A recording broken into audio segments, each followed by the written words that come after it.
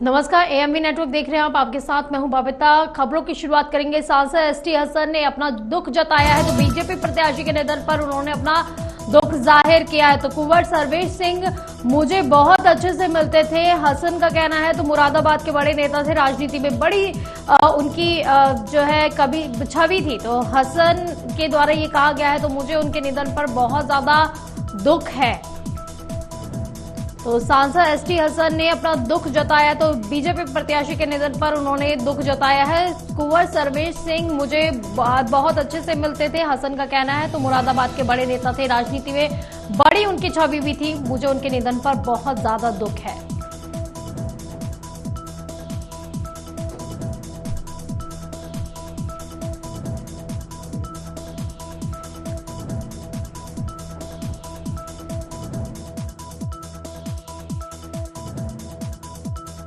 बता रहे हरियाणा के गुरुग्राम में बड़ा हादसा हुआ है। अचानक भरभराकर शमशान की दीवार गिर गई, जिसमें 4 लोगों की मौत बताई जा रही है और कई लोग घायल हुए हैं। तो दीवार के पास चाय की टपरी पर लोग बैठे हुए थे। तो गुरुग्राम के मदनीपुर इलाके में ये बड़ा हादसा हुआ है। तो हरियाणा के गुरुग्राम में ये बड़ा हादसा हुआ है, जहां पर अचानक से जब लोग चाय की टपरी पर पहुंचे थे, अचानक से ये दीवार गिर गई। भरभराकर तस्वीरें आपको आगे दिखा रहे हैं। तो शमशान की दीवार थी। बताया यही जा रहा था कि इंफॉर्मेशन यही मिल पा रही है कि वो लकड़ी के बाहर से, क्योंकि पहले से ये काफी पुरानी दीवार थी, इसको लेकर कई बार शिकायत भी की जा चुकी थी। बहुत पुरानी दीवार थी, वहीं पर ये चाय की टपरी लगी हुई थी। लकड़ी के बाहर के कारण जो है ये अचानक से भरभराकर गिरी है ये शमशान की दीवार। हालांकि अभी भी जांच के आदेश दे दिए गए हैं, जांच की जाएगी आखिर दीवार गिरने का कारण क्या था। तो इसमें बताया जा रहा है 4 लोगों की मौत हुई है, वहीं पर कई लोग घायल बताए जा रहे हैं। तो दीवार के पास चाय की टपरी पर लोग बैठे हुए थे। तो गुरुग्राम के मदनीपुर इलाके में ये बड़ा हादसा हुआ है।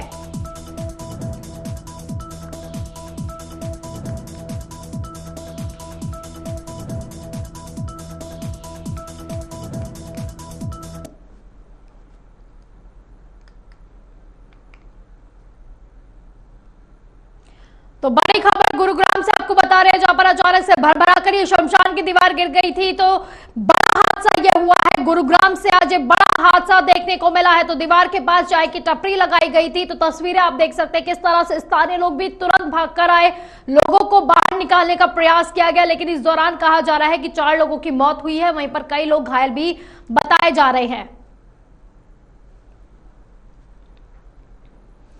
इसी बीच अगली बड़ी खबर का रुख करेंगे। सांसद एसटी हसन ने अपना दुख जताया है। तो बीजेपी प्रत्याशी के निधन पर उन्होंने अपना दुख व्यक्त किया है। तो कुंवर सर्वेश सिंह मुझे बहुत अच्छे लगते थे, हसन की तरफ से ये कहा गया है। तो मुरादाबाद के बड़े नेता थे, राजनीति में उनकी बड़ी छवि भी थी। मुझे उनके निधन पर बहुत ज्यादा दुख है। तो कुंवर सर्वेश सिंह की मौत पर तो सांसद एसटी हसन का ये रिएक्शन सामने आया है। तो उन्होंने अपना दुख व्यक्त किया है, कहा है कि बीजेपी प्रत्याशी के निधन पर बहुत ज्यादा मुझे दुख है। कुंवर सर्वेश सिंह मुझे बहुत अच्छे से मिलते थे, मुरादाबाद के बड़े नेता में थे, राजनीति में उनका बड़ा कद भी था। तो हसन की तरफ से दुख व्यक्त करते हुए उन्होंने कहा है मुझे उनके निधन पर बहुत ज्यादा दुख है।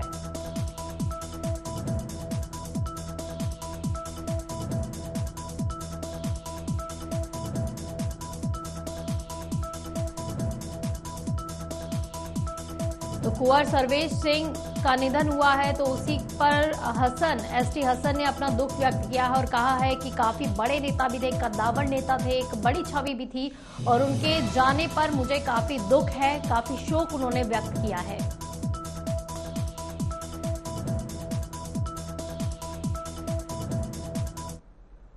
इसी बीच अगली बड़ी खबर का रुख करेंगे। सीएम योगी आदित्यनाथ का छत्तीसगढ़ में ताबड़तोड़ दौरा रहने वाला है आज। तो सीएम योगी आदित्यनाथ छत्तीसगढ़ के दौरे पर है। स्टार प्रचारक के तौर पर वो पहुंच रहे हैं छत्तीसगढ़। तो छत्तीसगढ़ में जनसभा को वो संबोधित भी करेंगे। इस दौरान जो है राजनांदगांव, कोरबा और बिलासपुर में उनकी रैली भी निकलने वाली है। तो बीजेपी प्रत्याशी के समर्थन में आज वो वोटों की अपील करते हुए नजर आएंगे। दोपहर 12 बजे राजनांदगांव में उनकी जनसभा भी रहेगी और दोपहर 2 बजे कोरबा में सीएम योगी आदित्यनाथ की रैली भी रहने वाली है। तो दोपहर 4 बजे बिलासपुर में वो जनसभा को संबोधित करते हुए नजर आएंगे। यानी कि दूसरे फेज में जिन जिन राज्यों में, जिन जिन जिलों में माफ कीजिएगा, जिन जिन राज्यों और जिलों में चुनाव होने वाले हैं उसे बीजेपी लगातार साधने का प्रयास कर रही है, लोगों से के बीच जा रही है, जनता को साधने का प्रयास किया जा रहा है। जनसंवाद और जनसंपर्क किया जा रहा है। इसी बीच जो है वोटों की अपील भी की जा रही है कि ज्यादा से ज्यादा समर्थन मिल सके। तो बीजेपी प्रत्याशी के समर्थन में लगातार अलग अलग नेता, अलग अलग बड़े चेहरे, जिसे कहा जा सकता है स्टार प्रचारक के तौर पर पहुंच रहे बीजेपी के कद्दावर नेता, बीजेपी के बड़े चेहरे जो है वो पहुंच रहे हैं। तो आज छत्तीसगढ़ के दौरे पर रहने वाले हैं सीएम योगी आदित्यनाथ। तो अगली बड़ी खबर का रुख करेंगे। केंद्रीय मंत्री स्मृति ईरानी का अमेठी का दौरा है आज। तो आज कई कार्यक्रमों में वो शामिल होंगी। तो गौरीगंज समेत कई इलाकों में उनका कार्यक्रम रहने वाला है, जिसमें आज वो शामिल होने पहुंच रही है। तो इस वक्त की बड़ी खबर आपको बता रहे हैं, जहां पर एक तरफ स्टार प्रचारक के तौर पर छत्तीसगढ़ का दौरा करने वाले हैं सीएम योगी आदित्यनाथ, तो वहीं पर दूसरी तरफ जो है देखा जा रहा है कि केंद्रीय मंत्री स्मृति ईरानी भी काफी ज्यादा एक्टिव हो गई है, अमेठी में काफी ज्यादा एक्टिव हो गई है, क्योंकि एक बार फिर से बीजेपी ने उन पर दांव खेला है। अमेठी से टिकट दिया गया है। तो राहुल गांधी को लगातार वो चैलेंज भी करती आ रही है। वायनाड तक पहुंच गई थी, जहां पर उन्होंने रोड शो भी किया था, रैली भी की थी, लेकिन हालांकि अभी तक गांधी परिवार ने यहां से अभी अपना प्रत्याशी नहीं उतारा है। लेकिन केंद्रीय मंत्री स्मृति ईरानी लगातार अमेठी के लोगों से मिल भी रही है, अमेठी का दौरा भी कर रही है। तो आज उनके कई कार्यक्रम भी रहने वाले, जिसमें वो शामिल होने पहुंच रही है। गौरीगंज समेत कई इलाकों में कार्यक्रम रहने वाले हैं, जिसमें वो शामिल होंगी आज।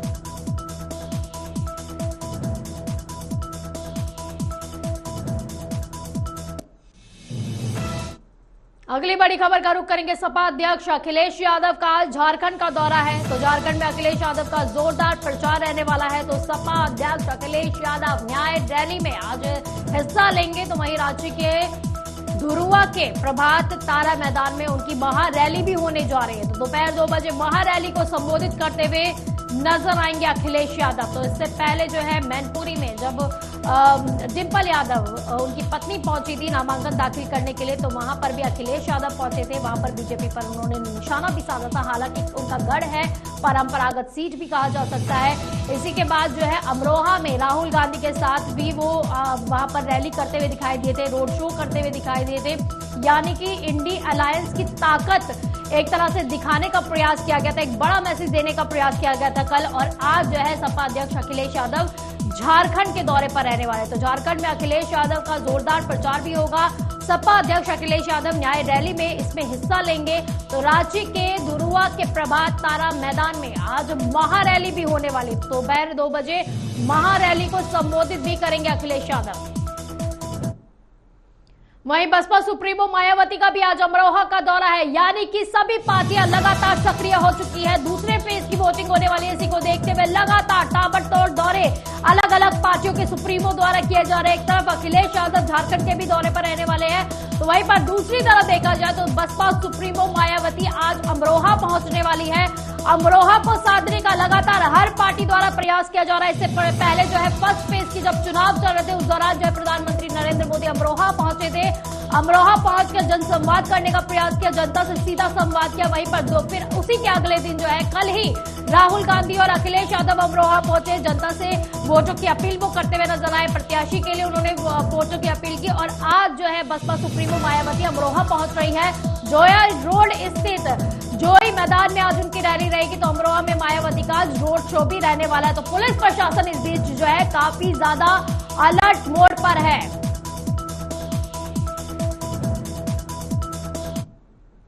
तो वहीं जेल में बंद सपा विधायक इरफान सोलंकी के आगजनी केस में कानपुर की स्पेशल एमपी एमएलए कोर्ट ने एक बार फिर से फैसला टाल दिया है। अब मामले में सुनवाई के लिए अगली तारीख 26 अप्रैल दी गई है। तो कोर्ट ने तारीख देने के बाद 7वीं बार फैसले को टाल दिया है। इरफान का आगजनी केस में ट्रायल पूरा हो चुका है। कोर्ट सिर्फ मामले में फैसला अब सुनाना बाकी रह गया है।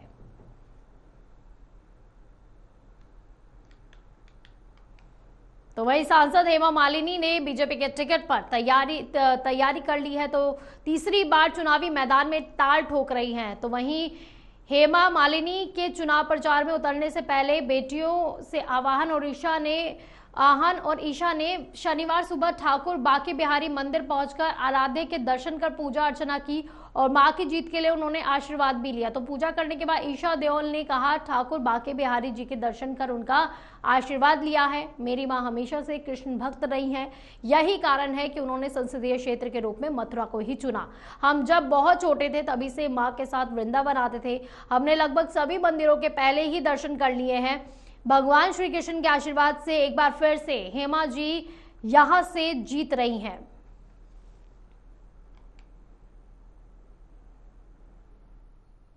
यूथ से मिलने आई हूँ, उन्हें वोट करने के लिए अपील करने के लिए आई हूँ। और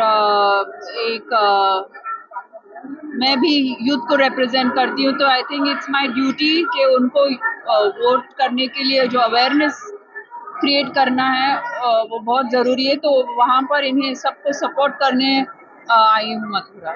ईशा, एक बहुत आसानी से बताइए कि आपने 2014 भी देखा, 19 भी देखा, 34 आप देख रहे हैं। मैं मथुरा कॉन्स्टिट्यूएंसी के हिसाब से बात कर रहा हूँ। क्या आपको लगता है कुछ बदला है, कुछ चेंज है? जी, बहुत कुछ चेंज है। मैं एक्चुअली काफ़ी समय बाद आ रही हूँ यहाँ पर और बहुत ही जहाँ पर एक अलग ही फील हो रहा है। और अच्छी बात यह है कि जहाँ पर डेवलपमेंट की ज़रूरत थी वहाँ पर बहुत ही फास्ट स्पीड से डेवलपमेंट हो रहा है। और वृंदावन की कुंज गलियों को अच्छे से मेंटेन किया है, क्योंकि वो जो टेम्पल्स है हमारा हेरिटेज है और उसे भी देखने के लिए बहुत से टूरिस्ट, बहुत से लोग आते हैं, तो उसे भी अच्छे से मेंटेन करके रखा है। तो ये दोनों का एक मिक्सचर देखने मिल रहा है मुझे। आपने यहाँ पर आकर के कुछ फाइंड आउट किया कि उनका कोई इस समय कोई बड़ा चैलेंज उनके सामने है? हेमा जी के सामने, बीजेपी कैंडिडेट के तौर पर उनके सामने कोई बड़ा चैलेंज? मैं जवाब भी नहीं दूंगी इसका। क्या लगता है? जी, मेरी माँ जो काम कर रही है यहाँ पर पिछले 10 सालों से, आई थिंक उनका मुकाबला कोई नहीं कर पाएगा। Sorry, with all due respect. और वो दिल से जो काम कर रहे हैं, आगे जाके उन्हें बहुत कुछ करना है।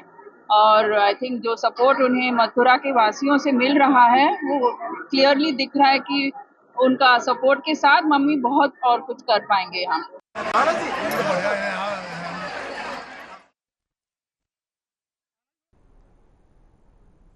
वहीं अभिनेता सलमान खान के घर के बाहर हुई फायरिंग मामले में गाजियाबाद का कनेक्शन सामने आया है।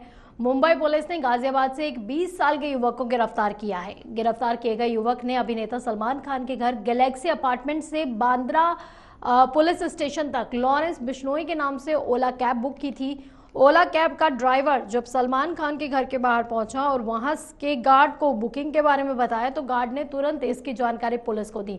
इसके बाद मुंबई पुलिस ने जब डिटेल निकाली तो ओला बुक करने वाला गाजियाबाद का एक युवक निकला, जिसका नाम रोहित त्यागी बताया जा रहा है और उसकी उम्र महज 20 साल है।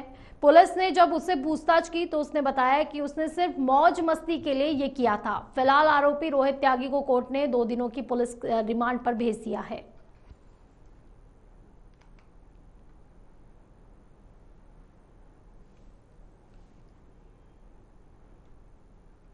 तो वहीं पश्चिमी बंगाल में राम नवमी का जुलूस निकालने के दौरान हुई झड़प को लेकर सियासत अब गर्मा चुकी है। उत्तर प्रदेश के सीएम योगी आदित्यनाथ ने इसे लेकर पश्चिमी बंगाल की सरकार और ममता बनर्जी पर निशाना साधा है। उन्होंने कहा कि अभी रामनवमी का आयोजन संपन्न हुआ है।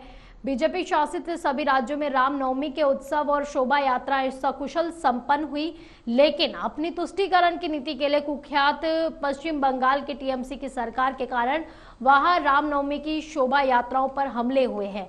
यानी कि सनातन आस्था को आहत करने की किस हद तक की कुचेष्टाएं हो रही है, ये एक बार फिर से वहां देखने को मिला है।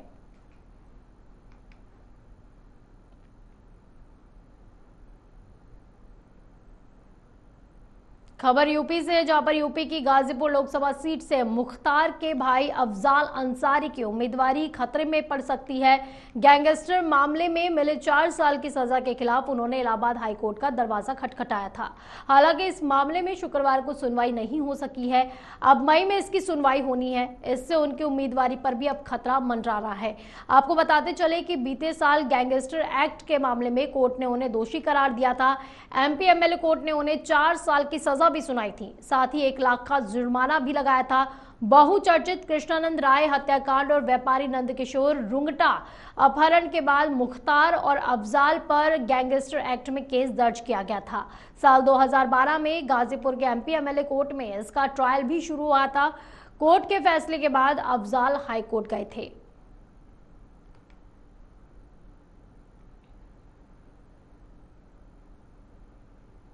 वहीं इलाहाबाद उच्च न्यायालय की लखनऊ खंडपीठ ने अपना दल कमेरावादी की पार्टी को चुनाव चिन्ह के रूप में लिफाफा आवंटित करने की मांग वाली खारिज कर दी है। पीठ ने कहा कि आचार संहिता लागू होने के बाद चुनाव प्रक्रिया शुरू हो चुकी है, इसलिए याचिका सुनवाई योग्य नहीं है। यह आदेश न्यायमूर्ति संगीता चंद्रा और न्यायमूर्ति बीआर सिंह की पीठ ने अपना दल की अध्यक्ष कृष्णा पटेल की ओर से दायर याचिका पर पारित की है। याचिकाकर्ता ने यह मांग की है कि अदालत निर्वाचन आयोग को याचिकाकर्ता को लिफाफा चुनाव चिन्ह आवंटित करने का आदेश दिया जाए।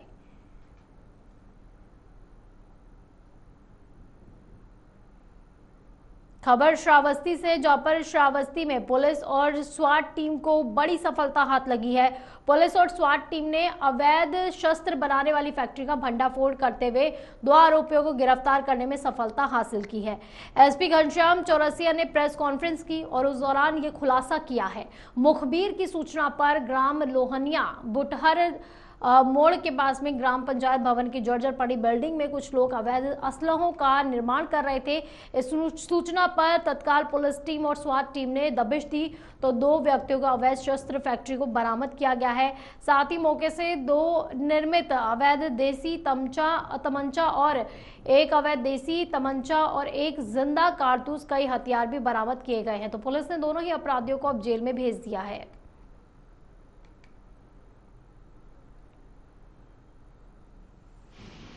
सिरसिया क्षेत्र में स्वाट टीम और थाना सिरसिया की पुलिस के द्वारा ज्वाइंट ऑपरेशन के दौरान एक ग्राम लोहनिया के पास में एक ग्राम पंचायत के जर्जर पड़ी बिल्डिंग में 2 व्यक्ति अवैध असलहा बनाते हुए पकड़े गए हैं।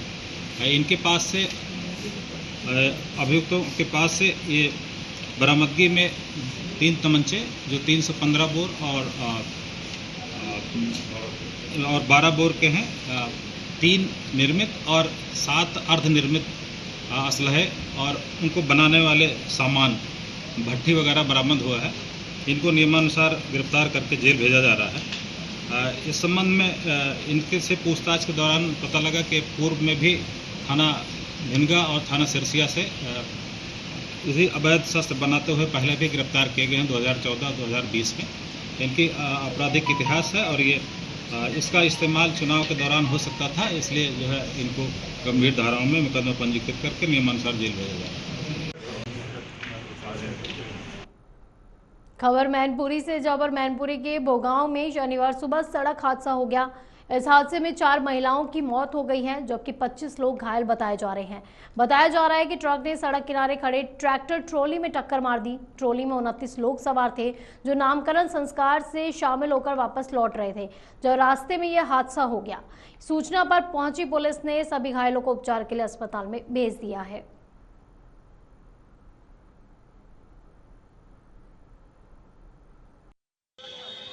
ये बीरेंद्र सिंह हैं जो कुंवरपुर थाना छिबरागांव कटराउज के रहने वाले थे। इनकी लड़की को लड़का हुआ था, जिसमें एक कुआं पूजन का कार्यक्रम था, जिसमें ये बिछवा थाना क्षेत्र में आए थे मैनपुरी में।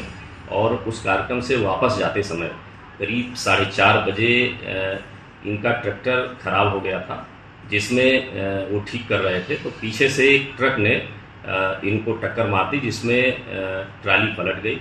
उसमें जो लोग बैठे थे उसमें औरतें, बच्चे और कुछ आदमी थे।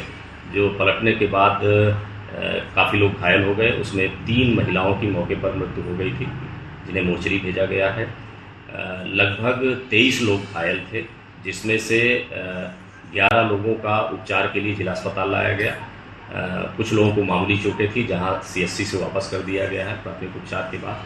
2 लोगों को, 2 जो लड़कियां हैं 17-18 साल की, उनको बेहतर इलाज के लिए शिफाई रेफर किया गया है और सभी घायलों का समुचित उपचार कराया गया है। तत्काल मौके पर पहुँच करके पुलिस ने पूरी तौर पर जो रेस्क्यू की कार्रवाई है उसको की है। खबर जौनपुर से है, जहां एक पेट्रोल पंप से गुरुवार को तेल भरवाकर भाग रहे बदमाश का पीछा करते समय बाइक सवार महिला की ऑटो से भिड़ंत हुई, जिसमें महिला की मौत हो गई है। आपको बता दें कि अस्पताल में उपचार के दौरान महिला ने दम तोड़ दिया। सूचना पर पहुंची पुलिस ने शव कब्जे में लेकर मामले की अब जांच शुरू कर दी है।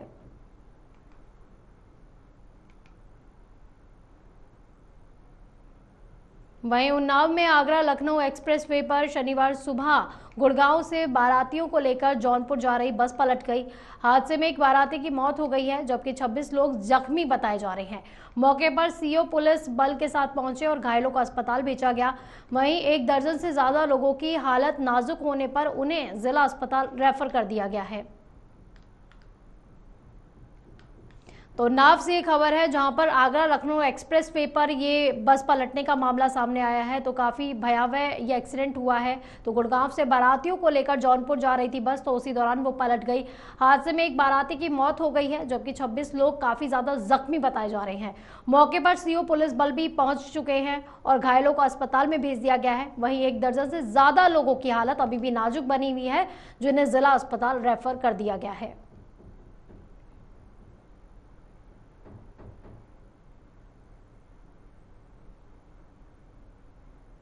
बुलेटिन में फिलहाल के लिए बस इतना ही। आप देखते रहिए AMV नेटवर्क। नमस्कार।